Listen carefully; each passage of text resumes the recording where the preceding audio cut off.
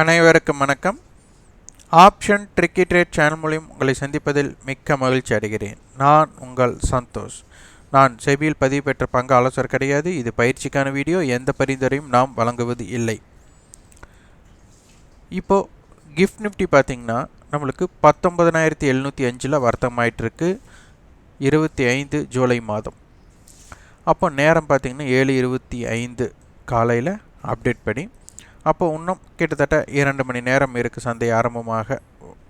அப்போது high 19,750, low 19,700 இருக்குது. அப்போது இது ஃபியூச்சர் நேற்றைய வணிகம் எங்கு நடைபெறுகிறது அப்படிங்கிறதை பார்க்க வேண்டும்.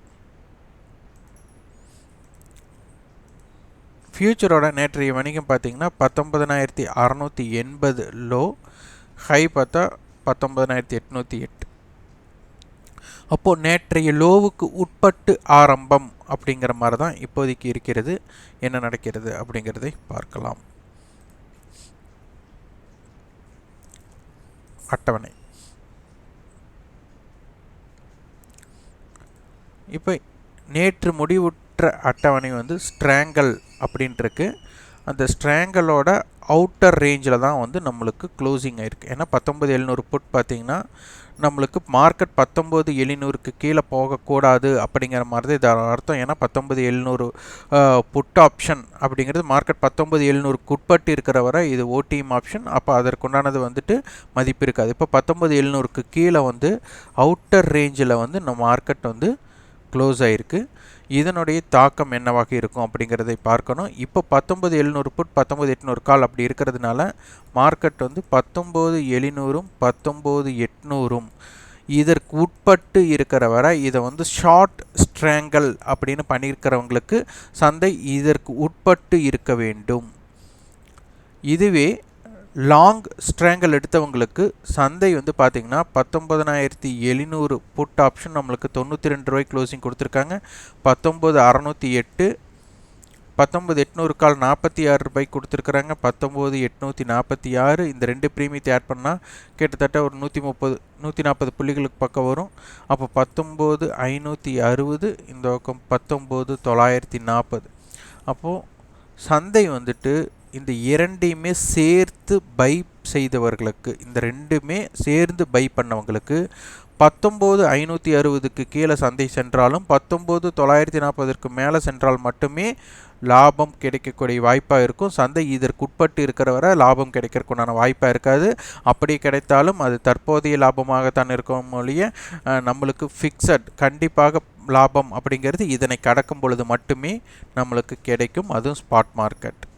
அப்போ இந்த அட்டவணை மாற்றம் ஏதேனும் ஏற்பட்டால் அதற்கு தகுந்தவாறு சந்தையோட ரேஞ்ச் மாற்றம் ஏற்படும். அது தற்போது இந்த எல்லைக்குட்பட்டு இருக்க வாய்ப்பு. பேங்க் நிஃப்டி 46,000 கால் புட் அப்படிங்கிற ஸ்ட்ரேடல் லெவல்லையே இருக்கிறாங்க. அப்போது இது நம்மளுக்கு மார்க்கெட் 45,500லிருந்து 46,500க்கு உட்பட்டு இருக்கக்கூடிய வாய்ப்பாக இருக்கும். இதோட அட்டவணை மாற்றம் என்ன ஏற்படுகிறது அது பார்க்கலாம். ஆனால் இது டபுள் ஸ்ட்ரேடல் அப்படின்னு சொல்லலாம். 46,000 கால் புட், 46,100 கால் புட் நம்மளுக்கு வணிகத்தில் இருக்காங்க. இதில் ஒரு ஸ்ட்ராங்கல் இருக்குது 45,900, 46,200. அப்போ இதனுடைய மையப்புள்ளியாக இருக்கிறது 46,050. அடுத்து ஃபின்னிஃப்டி. ஃபின்னிஃப்டியோட ஸ்பாட் பார்த்திங்கன்னா நம்மளுக்கு 20,500 இருக்கிறாங்க. ஹை 20,600, லோ பார்த்திங்கன்னா 20,471. ஒரு 140 புள்ளிகளோட பயணம் தான் கொடுத்துருக்குறாங்க. அட்டவணை பார்த்திங்கன்னா 20,500 புட் 20,600 கால் கொடுத்துருக்குறாங்க. அப்போ 20,550 மையப்புள்ளியாக இருக்க போகிறாங்க. அப்போ 20,500 இது ரெண்டு ப்ரீமியத்தை ஆட் பண்ணால் நம்மளுக்கு கிட்டத்தட்ட 100 புள்ளிகள் வருது. அப்போ 20,400 டு 20,600 அப்படிங்கிறது ஒரு லெவலாக இருக்க போகிறாங்க. 20,500 ஒரு மையப்புள்ளியாக இருக்க போகிறாங்க. அப்போ 20,500க்கு உண்டான அளவீடு நம்மளுக்கு தெரியணும்.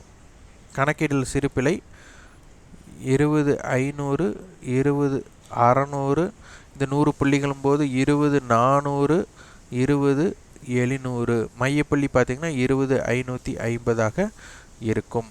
அப்போ நம்மளுக்கு இந்த லெவல் 20500 புட் 66 ரூபாங்கும்போது 20430, ஏன்னா 66ங்கும்போது நான் 70 பாயிண்ட் எடுத்துட்டேன்.